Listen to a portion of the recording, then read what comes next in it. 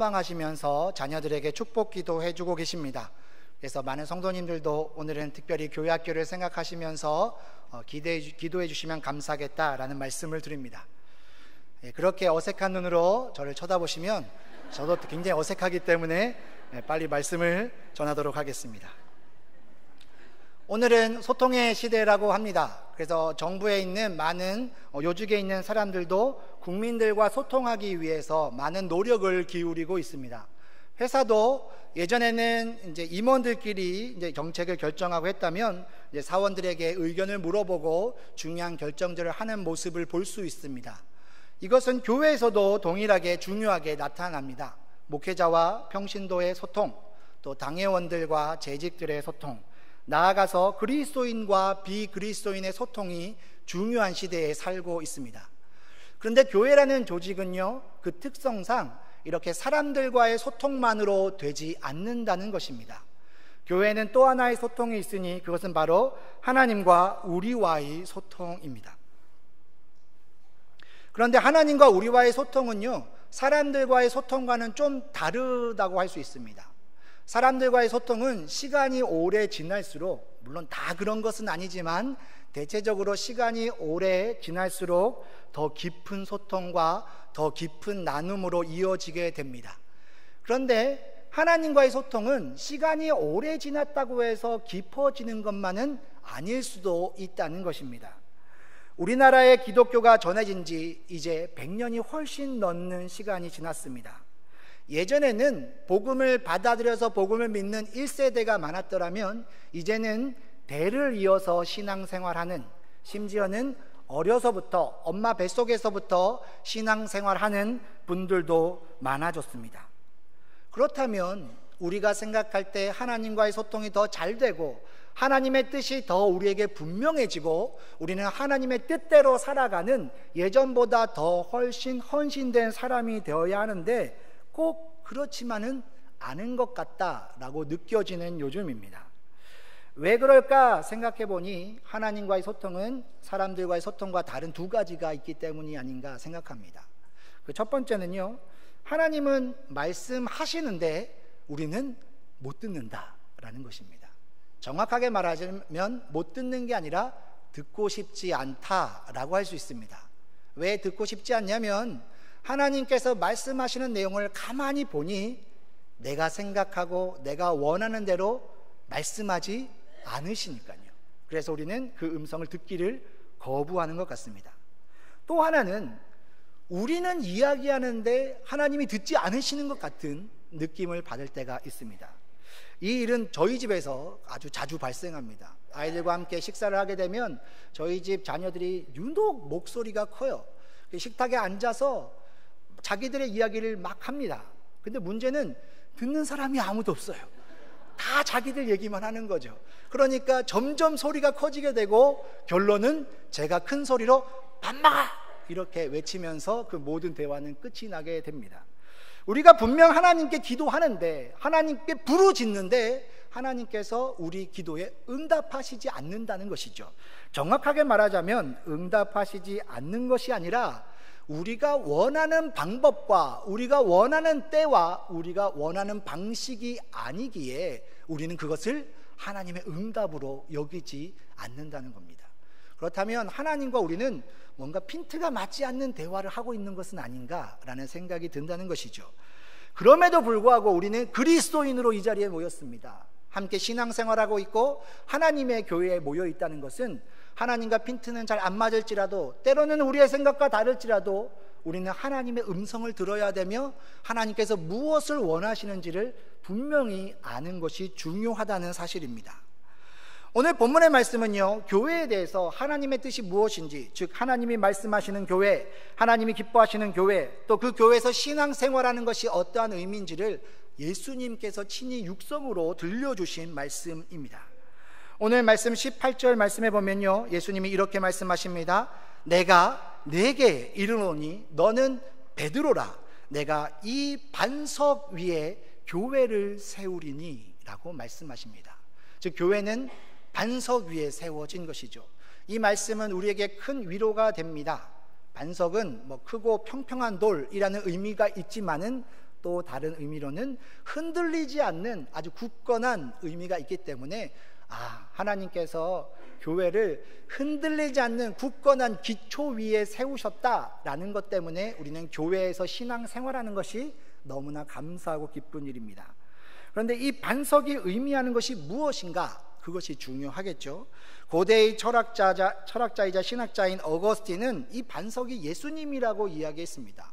우리가 부르는 찬양 중에서 만세 반석, 예수 내 반석 뭐 이런 찬양도 있는데, 반석이 예수님이기 때문에 예수님의 말씀을 너는 베드로라, 반석인 내 자신 예수님 위에 예수님께서 교회를 세우실 것이고 너는 오늘 고백했던 신앙의 대가로 크게 쓰임 받을 것이다 라고 해석을 했습니다.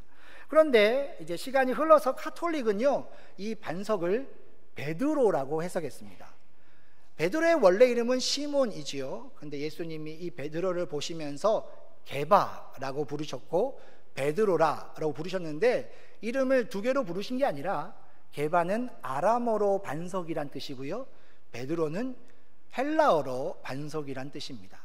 예수님께서 베드로를 반석이라 부르셨기 때문에 이곳에서 말하는 반석은 베드로다.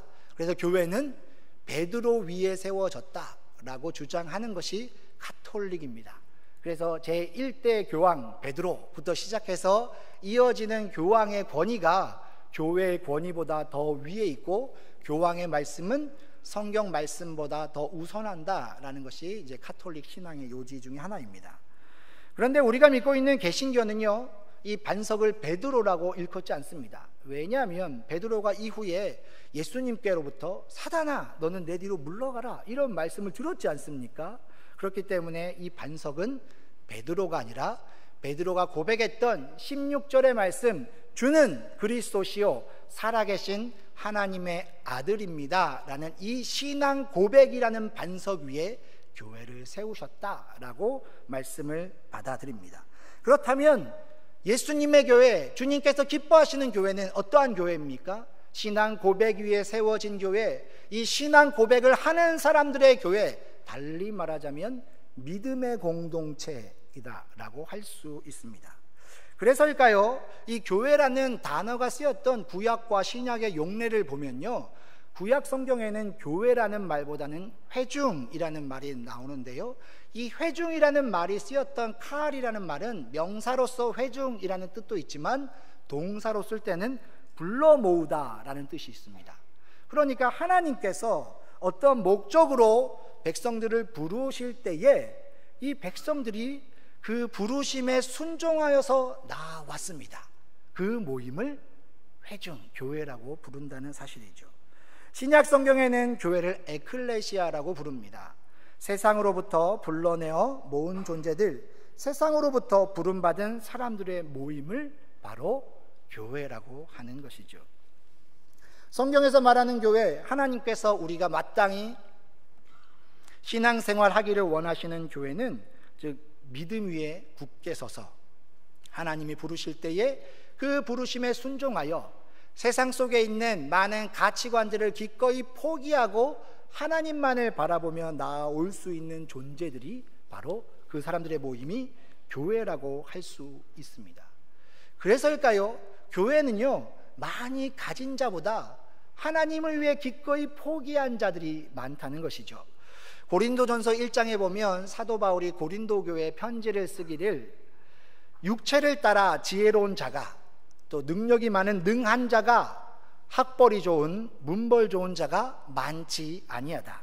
하나님께서 약한 것들을 택하사 강한 것들을 부끄럽게 하려 하시며 세상의 천한 것들과 멸시받는 것들과 없는 것들을 택하사 있는 것들을 폐하려 하시나니 아무 육체도 하나님 앞에서 자랑하지 못하게 하려 하심이라 라고 말씀합니다. 즉 교회에서는요, 내가 세상에서 이만큼의 재력을 갖고 있는데, 세상에서 이만한 권력을 갖고 있는데, 내가 이만한 지식을 갖고 있는데를 자랑하는 것이 아니라 하나님을 자랑하는 것이죠. 그것이 바로 믿음을 자랑하는 믿음의 공동체입니다. 그런데 교회가 이 믿음의 공동체, 하나님을 자랑하는 사람들의 모임이라고 하면요, 세상 사람들이 볼 때에 어떻게 여깁니까? 참 바보 같다, 그렇게 여깁니다. 왜냐하면 세상 사람들은 세상에 가지고 있는 여러 가치와 기준들을 가지고 평가받기를 원하는데, 우리는 그런 것이 아니라 하나님만을 자랑하고 하나님을 믿는 믿음을 자랑하기에 세상 사람들이 볼 때는 어리석어 보이는 것이죠. 그런데 이곳에는 세상 사람들이 어리석어 보일지라도 그들이 알 수 없는 참 비밀이 있다는 것입니다. 성경, 신약 성경에 보면 한 장짜리 서신이 있습니다. 빌레몬서라는 서신이죠. 이 빌레몬서는 사도 바울이 빌레몬이라는 자기 동역자에게 쓴 편지입니다.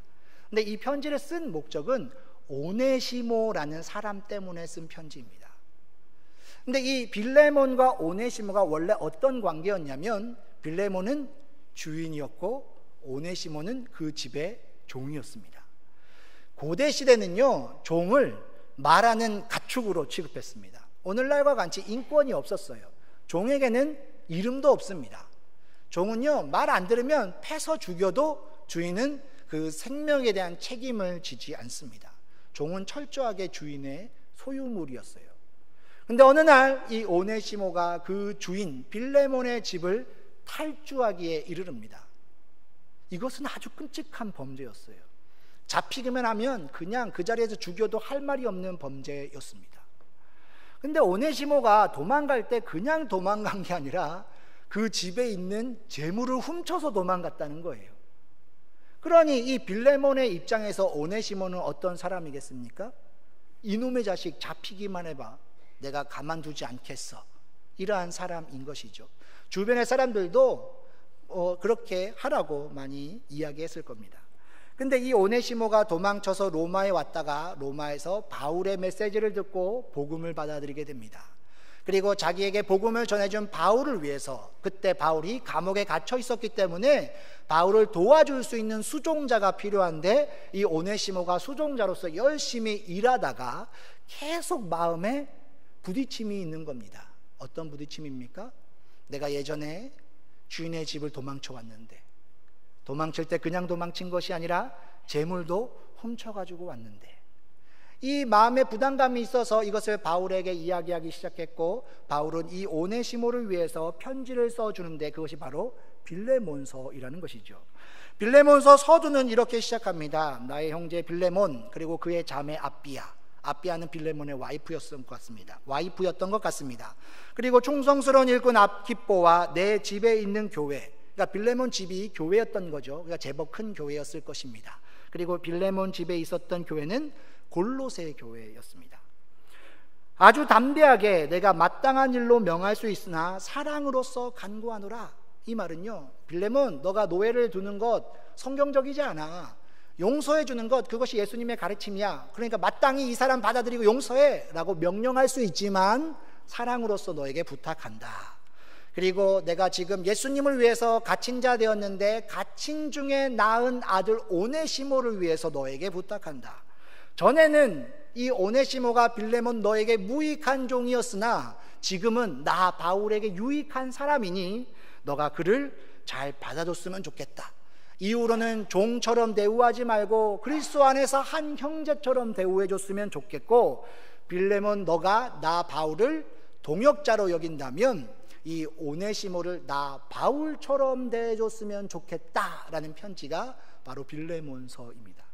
자, 그러면 이 편지를 받았던 빌레몬이 오네시모를 어떻게 대했겠습니까?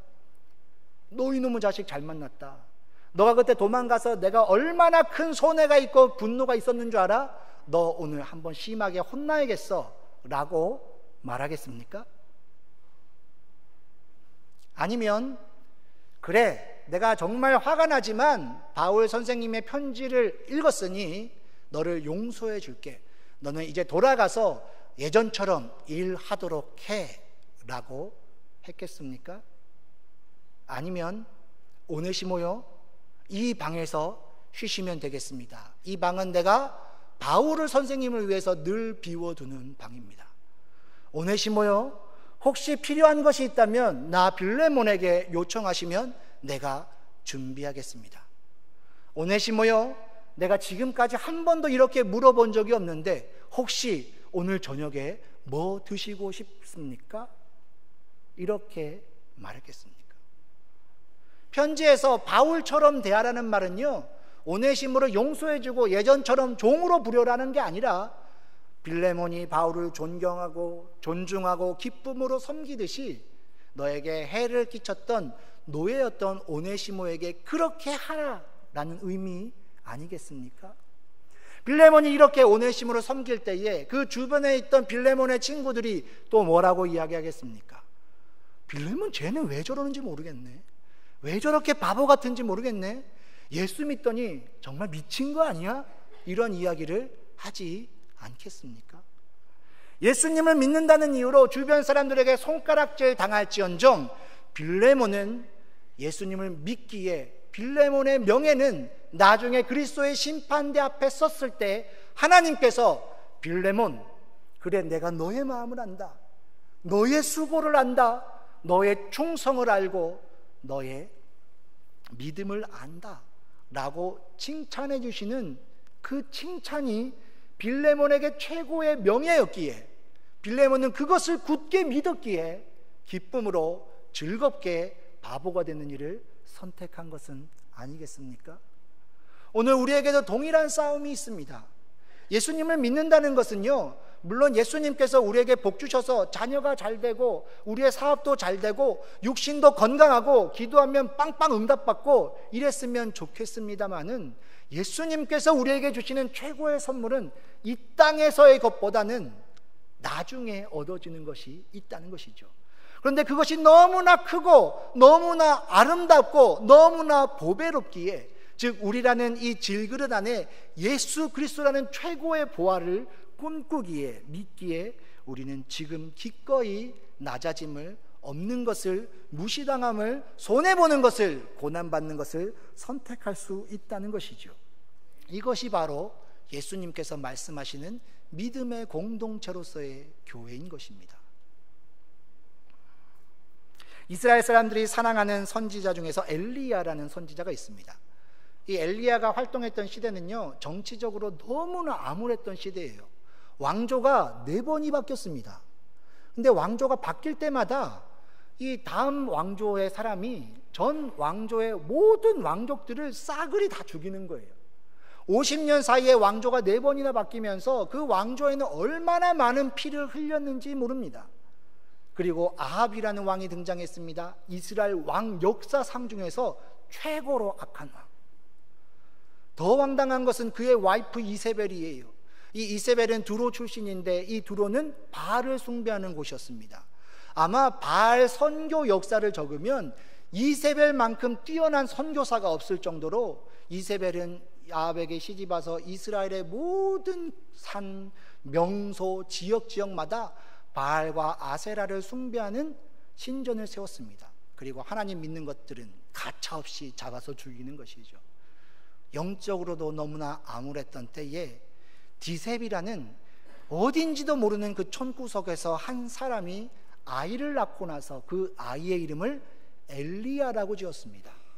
엘리야의 이름의 뜻은요, 나의 하나님은 여호와다 라는 뜻입니다. 나의 하나님은 저 악한 왕, 무자비한 왕 아합이 아닙니다. 나의 하나님은 온 땅에 만연한 바알과 아세라가 아닙니다. 나의 하나님은 엘리야입니다 라고, 나의 하나님은 여호와입니다 라고 엘리야라고 이름 지은 것이죠. 이 이름을 짓는다는 것은 하나님을 믿는다는 것을 선포하는 것이에요. 걸리면 죽는 겁니다. 모든 불이익을 담당하는 것입니다. 그러나 그에게는 포기할 수 없는 믿음이 있었습니다. 하나님을 포기할 수 없는 거예요. 지금의 삶은 너무나 곤고할지라도 하나님을 믿는 믿음을 포기할 수 없어서 이름을 엘리야로 지었더니 하나님께서 이후에 이 엘리야를 사용하시기 시작하는데 두 사이에서 머뭇머뭇하고 있는 이스라엘 백성을 마음을 하나님께로 돌리는, 하늘에서 불을 내리는, 수많은 이적들을 통해서 그 민족을 살리는, 그래서 유대인들이 너무나 사랑하는 선지자가 되었다는 것이죠. 교회는 이 믿음을 갖는 공동체입니다. 지금 당장의 평안, 지금 당장의 숫자가 많아짐, 지금 당장의 해결이 아니라 하나님을 믿는 믿음 안에서 비록 지금의 길이 가시밭 같을지라도 하나님께서 내게 예비하신 은혜의 자리가 있기에 그 믿음 가지고 기쁨으로 할렐루야 걸어갑니다. 그것이 바로 오늘 본문의 믿음의 공동체로서의 교회인 것이죠. 오늘 18절 하반절 말씀은 내 교회를 세우리니 음부의 권세가 이기지 못하리라 라고 말씀합니다. 즉 이 믿음의 공동체에게 하나님께서 주시는 복이 있습니다. 음부의 권세가 이기지 못하는 능력의 공동체로 만들어 주시겠다라는 것이죠. 음부의 권세가 이기지 못하리라 라는 말은 대적이 있다는 것을 말합니다. 싸움에서 가장 중요한 것은 적을 알고 나를 아는 것입니다. 나를 안다는 것은 나의 싸움의 무기가 무엇인지를 파악해야 한다는 것이죠. 근데 성경에서 말하는 우리의 싸움은요, 혈과 육에 대한 싸움이 아니기 때문에 강철검이 있다고 해서, 아주 좋은 총이 있다고 해서 이길 수 있는 것이 아닌 것이죠. 페르시아에서 태어나서 페르시아의 문화를 받고 자라 유대인으로서 페르시아의 최고 관직이라고 할 수 있는 술관원의 자리까지 올라갔던 사람 느헤미야가 있습니다. 이 느헤미야는 예루살렘 성에서 태어나지 않았어요. 그러니까 우리나라 말로 치면 제페르시아 유대교포인 거죠. 페르시아에서 태어나서 거기서 자랐던 사람입니다. 그런데 어느 날 소식이 들렸습니다. 저 유대 예루살렘에 성벽이 없어서 유대인들이 무자비하게 학살을 당하고 거리마다 시체가 넘쳐난다는 소식이었어요. 이 소식을 들었을 때에 느헤미야의 마음 가운데 하나님의 비전이 임했습니다. 내가 그곳에 가서 일을 해야겠다. 그래서 그 비전을 이루기 위해서 기도하기 시작합니다. 기도했더니 하나님께서 그 기도를 들으시고 왕의 마음을 변화시키셔서 느헤미야가 머나먼 여정을 떠나 예루살렘에 도착하였을 때, 잘 생각해 보십시오. 하나님의 비전이었고요, 하나님의 기도 응답이었고요, 예루살렘 성벽을 건축하는 일은 하나님께서 기뻐하시는 일이었는데, 그곳에 와서 느헤미야가 맞닥뜨린 것은 그를 음해하는 적세력들이었습니다. 음해하는 사마리아 총독들이 페르시아 왕에게 편지를 보내서 얘가 반란을 일으킬 것 같으니까 당장 치셔야 됩니다, 음모의 편지를 보내기도 하고요. 또 주변의 나라들이 연합해서 우리가 너희를 치러 갈 거다, 그래서 너희들 다 죽여버리겠다라고 해서 잠도 못 자고 3교대로 근무하면서 또 일을 하면서 한 손에는 창을 잡고 한 손에는 삽을 들고 이렇게 일해야 되는 일이 있었고요. 너무 힘든 시간이 보낼 때에 야, 이 문제를 해결하기 위해서 우리 만나서 회담을 하자라고 말하면서 느헤미야를 암살하려는 계획들이 수차례 있었습니다. 얼마나 끔찍한 일이었습니까? 여리고 성 앞에 서 있는 이스라엘 백성들은 어떻습니까? 하나님이 가나안 땅을 주신다고 해서 40년 동안 군사훈련이 아니라 어찌어찌 버텨서 여리고 평지에 왔는데, 이 앞에는 난공불락의 성 여리고 성이 있는데 하나님께서 거기서 무기를 주시는 것도 아니고 군사훈련을 시키시는 것도 아니고 거기서 할례를 행하랍니다. 할례를 행하면요, 전투력이 급감하거든요. 먼 곳이 아니잖아요. 성문만 열면 바로 나올 수 있는 그곳에 있는데 할례를 행하래요. 거기서 더 황당한 것은 유월절을 지키랍니다. 유월절은 첫째 날 마지막 날 아무 일도 하지 말고 지켜야 되거든요. 유대인들에게 실제로 예수님 오시기 전에 로마의 또 적군의 세력으로부터 독립운동을 일으켰던 적이 있습니다. 근데 싸우다가 안식일이 됐어요. 그래서 유대인들이 안식일에는 일을 하면 안 되니까 전투를 안 했습니다. 근데 적군들은요, 아니잖아요. 그래서 들어와가지고 지도자와 수많은 사람들을 죽였어요. 그래서 그 지도권을 이어받았던 아들이 우리는 앞으로 안식일에 싸운다 라고 선포했습니다. 그게 예수님 오시기 전에 있었던 일이에요. 그러면 가나안 땅을 정복하는 이스라엘 백성들, 여호수아와 그 백성들, 그 앞에서 유월절을 행하다가 여리고에서 사람들이 나오면 아무 일도 하면 안 되는데 어떻게 합니까? 그냥 죽는 거 아닙니까? 광야에서 40년 동안 힘들게 와서 아무것도 못하고 죽는, 어떻게 보면 개죽음 아닙니까? 하나님이 그것을 명령하셨어요. 그런데 이스라엘 백성들은요, 그렇게 순종했습니다. 그랬더니 어떤 일이 일어납니까? 느헤미야 때는 그렇게 수많은 위협이 있었지만 결국 그들이 쳐들어오지 못했어요. 그래서 느헤미야가 완벽하게 성벽을 건축할 수 있는 능력을 경험하게 되었습니다. 여리고 평지는요, 이스라엘 백성들 어땠습니까? 여리고 성에서 누군가 나와서 보면 다 죽을 인생인데 오히려 여리고 사람들 마음 가운데 큰 두려움이 임해서 그들이 문을 꼭꼭 잠그고 아무도 출입하는 자가 없었더라 라고 성경이 기록하고 있습니다. 무엇을 말합니까? 하나님께 순종하는 자에게 하나님이 능력을 주시는 것이죠. 그래서입니까? 사도행전 2장에 보면 교회가 세워질 때 하나님이 가장 먼저 하신 일, 성령을 보내주셔서 능력을 덧입게 하셨습니다. 사도행전 3장에 성전 미문 앞에 앉아있는 안전뱅이에게 베드로와 요한이 가서 은과 금은 내게 없지만 나사렛 예수 그리스도의 이름으로 걸으라 라고 할 때 그는 뛰었네, 찬양했네, 방방 뛰면서 하나님의 이름을 높였다라고 성경이 말하고 있습니다. 하나님께서 말씀하시는 믿음의 방법을 따를 때에 우리 가운데 능력이 임하는 것입니다. 세 번째로 오늘 18절 말씀해 보면 예수님께서 이렇게 말씀하십니다. 내가 이 반석 위에 내 교회를 세우겠다. 누구의 교회요? 예수님의 교회. 교회는 주님의 공동체입니다. 예수님의 공동체예요. 특별히 16절의 이 위대한 신앙 고백, 주는 그리스도시요 살아계신 하나님의 아들이십니다 라고 베드로가 고백했을 때에 예수님께서 이렇게 말씀하십니다. 바요나 시모나 내가 복이 있도다. 이를 내게 알게 하니는 혈육이 아니요 하늘에 계신 내 아버지시니라 라고 말씀했습니다. 즉 베드로가 어릴 때부터 신앙교육을 잘 받아가지고 신앙 고백한 게 아니에요. 베드로에게 어떤 호련한 깨달음이 임해가지고 신앙 고백한 게 아닙니다. 하나님께서 베드로에게 은혜와 지혜를 주셔서 이 고백을 하게 하셨고, 이 신앙 고백 위에 교회가 세워졌다는 것은요, 교회는 그 시작부터 하나님이 개입하셨다는 거예요. 교회는 절대로 예수님이 돌아가시고 난 후에 어찌할 바를 몰랐던 사람들이 모여서 만든 인간의 모임이 아닙니다. 교회는 철저하게 하나님이 계획하시고 하나님이 만드시고 하나님께서 이끌어 가십니다. 그래서 예수님은 이 교회를 내 교회라고 말씀하셨어요. 그렇다면 우리에게 가장 중요한 분 누구입니까? 주인이신 하나님이신 것이죠. 몇 년 전에 한 초등학교 2학년이 시를 지었습니다. 시의 내용이 이렇습니다. 엄마가 있어서 좋다. 나를 예뻐해 주어서. 냉장고가 있어서 좋다. 나에게 먹을 것을 주어서. 강아지가 있어서 좋다. 나랑 놀아주어서. 그런데 아빠는 왜 있는지 모르겠다. 근데 이것을 교회 상황에 적용하자면 이렇게 바뀔 수 있을 것 같습니다. 담임 목사님이 있어서 좋다. 나를 예뻐해 주어서. 장로님이 있어서 좋다. 나에게 먹을 것을 사주어서.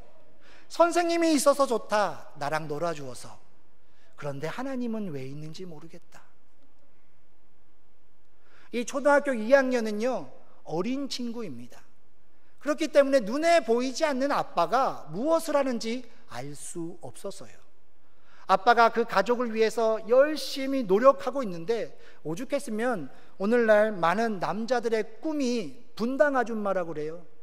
남자들은 회사에서 구내식당에서 이제 5,000원짜리 밥을 먹는데, 이제 분당에 가면 많은 이제 우리 교회는 전혀 그런 분 없으시지만 이제 많은 분들이 고급 식당에서 음식을 먹고 티를 즐기는 모습을 보면서 나도 다시 태어나면 분당 아줌마로 태어나고 싶다, 뭐 이런 이야기가 있다고 합니다. 아버지가 집안을 위해서 열심히 노력하는 것을 그 어린아이는 알 수가 없었습니다.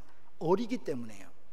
동일합니다. 하나님께서 지금도 쉬지 않고 일하시고, 교회를 시작하신 하나님께서, 교회를 반석 위에 세우신 하나님께서 지금도 교회를 사랑하시고, 지금도 교회를 포기하지 않으시고, 지금도 교회를 통해서 일하길 원하시는데, 우리의 눈이 너무 어려서 하나님이 보이지 않는다는 이유로 하나님은 왜 있는지 모르겠다 라고 하고 있는 것은 아닐까요?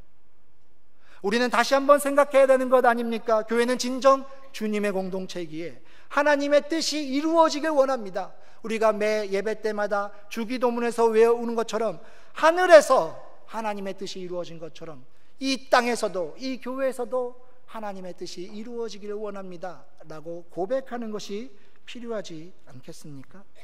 이 교회는 주님께서 기뻐하시는 뜻을 이루어가야 하지 않겠습니까? 마태복음 28장에 보면요, 예수님께서 우리에게 마지막으로 들려주신 말씀이 있습니다. 많은 신학자들은 이것을 위대한 지상명령, 우리가 다른 건 못 지켜도 꼭 지켜야 되는 명령이다 라고 이야기합니다. 그 말씀을 요약하자면 가서 제자를 삼으라 라는 말씀이죠. 즉 복음을 전해야 한다는 것입니다. 우리가 진정으로 우리가 몸담고 있는 교회, 우리가 신앙생활하고 있는 이 신앙생활이 주님의 방법대로, 주님의 뜻대로 이루어지길 원한다면 주님의 뜻을 이루어 드려야 합니다. 주님께서 복음을 전하라 하셨으니 복음을 전하는 것이 가장 큰 일이 되어야 하는 것이죠. 물론 성도들끼리 교제하고 또 열심히 봉사하고 또 열심히 교육하고 하는 일 중요합니다. 그러나 그것이 복음을 전하는 일에 방해가 된다면 기꺼이 절제할 수 있어야 합니다. 새 가족이 와서 예배를 드리는데 하나님을 아는데 방해가 된다면 우리는 친한 사람들끼리 이야기하는 것 절제할 수 있어야 합니다. 그 사람이 이상한 모습을 보이더라도 복음을 전하는데 혹시 방해가 된다면 그 사람을 향해 손가락질하고 비난하는 일을 그만두어야 합니다. 복음을 전하기 위해서 기꺼이 나를 포기하는 삶을 사는 것이 바로 주님의 공동체인 교회에 살아가는 우리의 모습이라고 할 수 있습니다. 중세시대 교회는 선교할 필요가 없었습니다. 왜냐하면 태어나면서부터 유아 세례 받고요, 세례식도 받고요, 성찬식도 하고요, 또 성인식도 하고요, 결혼식도 하고요, 심지어 죽을 때도 교회에서 정해주는 예식에 따라 죽었습니다. 그러니 전도할 필요가 없었지요. 자기들끼리만 신앙생활 잘 하면 되었습니다. 그랬더니 교회는 타락하기 시작했습니다. 오늘날 한국도 기독교가 제1의 종교가 되었습니다. 교회 나오는 사람은 줄어들었지만 2005년에 비해서 120만 명이 더 늘었다라고 이야기합니다. 물론 어떤 목사님들은 교회 안 나오지만 기독교라고 말하는 사람들이다 라고 이야기하지만 분명한 것은 교회가 많이 성장했다는 것입니다. 그래서일까요? 어느샌가 우리 안에는 복음 전도의 열정이 사라져 버린 듯합니다. 우리끼리 예배드리는 것 너무 좋습니다. 우리끼리 전도에 모임하는 것 너무 좋습니다. 우리끼리 봉사하는 것 너무 좋습니다. 그래서요, 복음을 전하라 라는 주님의 명령이 잘 들리지 않는 안타까운 시대에 살고 있는지도 모릅니다. 오늘 말씀을 통해서 물론 하나님 말씀하신다고 우리가 모든 말씀을 다 순종할 수는 없겠지만 하나님께서는 이렇게 다시 한번 우리에게 말씀해 주십니다. 너희가 하나님께서 기뻐하시는 신앙생활을 하기를 원한다면 교회가 믿음의 공동체라는 것을, 능력의 공동체라는 것을, 주님의 공동체라는 것을 기억하라. 오늘 이 말씀을 기억하시면서 우리의 삶을 통하여 하나님께서 기뻐하시는 모습대로 신앙생활하고 또 교회를 섬겨가는 일들이 가득했으면 좋겠습니다. 이 놀라운 은혜의 말씀을 나의 것으로 소유하는 하나님 사랑하시는 한양교회 성도 여러분 되시기를 주님의 이름으로 축원합니다. 기도하시겠습니다. 사랑의 아버지 하나님, 우리가 주님을 사랑합니다. 주님을 사랑한다고 고백하면서도 주의 말씀대로 살아오지는 못한 연약한 종들임을 고백합니다. 하지만 주님께서 말씀하셨기에 다시금 믿음의 공동체, 능력의 공동체, 주님의 공동체인 교회를 섬기며 나아가고자 합니다. 우리의 마음 가운데 확신을 주시고 또 이룰 수 있는 힘과 능력 주셔서 하나님의 은혜로 충만한 삶을 살게 하여 주옵소서. 예수님의 이름으로 기도하옵나이다. 아멘.